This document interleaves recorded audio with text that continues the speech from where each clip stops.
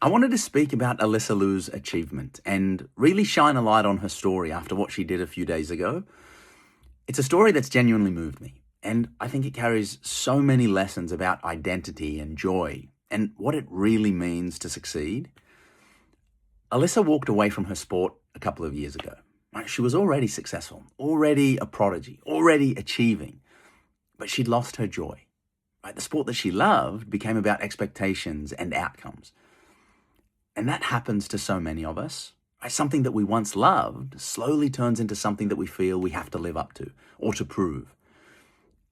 There's a concept in psychology called the arrival fallacy. And it's the idea that once I get something, the thing that I'm working towards, the medal, the promotion, the recognition, then I'll finally feel complete. But the research shows that that high fades very, very quickly. And when your happiness depends on one outcome, the pressure becomes enormous. I think it's such a brave thing to step away from something that has been your whole life. What is so remarkable about this story for me was that Alyssa didn't step away because she failed. She stepped away because she realized that success without joy isn't actually success. And stepping away allowed her to find herself again, right? To be a kid. It widened her identity. She became so much more than just the skater. She became a person again. And the reason why that's so important is because when your identity isn't wrapped up in one thing, your self-worth isn't attached to that one thing. You become so much happier as a result and also more resilient. Here's where it gets interesting from a performance point of view. Right? Joy is an incredible performance advantage.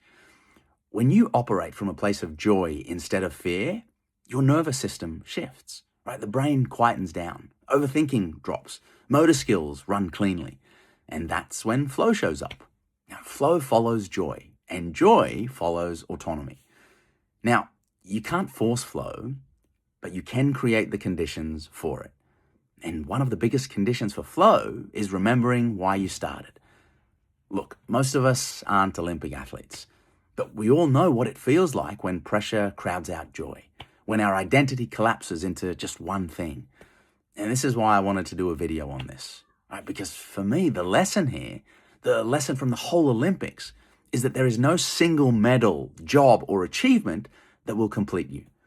But when you align with who you are, when you create or compete or build from a place of pure enjoyment and expression, instead of trying to protect something or live up to something, you perform better. But you also feel alive while doing it. And honestly, that's the real goal.